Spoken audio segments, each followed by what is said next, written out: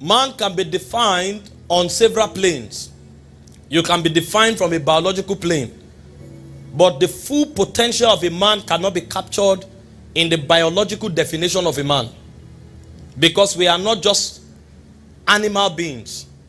I've taught you before that man has three lives operating in him. You have the bodily life, or the life that is in the blood. Leviticus 17 verse 11 said the life of the flesh is in the blood. This is why when you go to the hospital and they want to find out anything about you, they just take a blood sample. Every information about your cell is trapped there. Because you have the flesh, you have the body, and so there is a life force that exists in your body.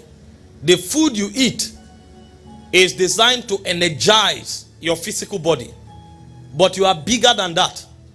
Man also has a soul. There's an intellectual component of you that interacts beyond what we see. And in Genesis 2 verse 7, the Bible said God formed the body of the man from the dust of the ground. He said he breathed into the man, and the man became a living soul. So there is a soulish aspect of you. That's the lowest layer of spirit interaction.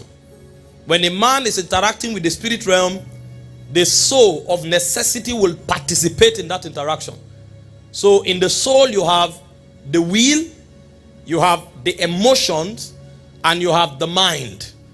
So all of your faculties that are unseen yet controls your being begins from your soulish region. But over and above that, man is also a spirit, because we were created in the image of God. As he is, so are we.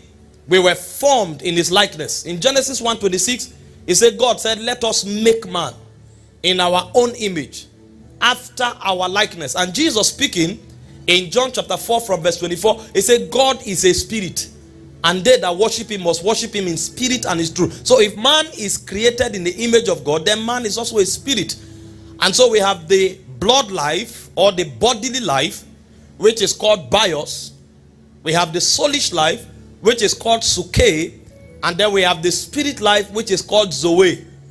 If all you know is what you read in a book that is not inspired by the Spirit of God, you will understand so much about the bios.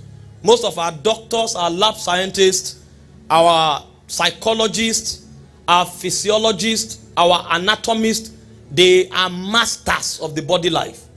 But man is deeper.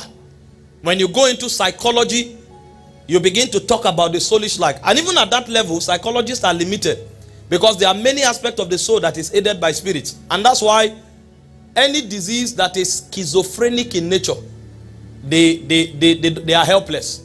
They don't know what to do. The best they can do is to sedate you and weaken you. They don't know what it is. And in medicine today, there's what they call idiopathic medicine. There are medical conditions that they can't trace the root, because man is bigger than body. Man is also bigger than soul. Man is spirit.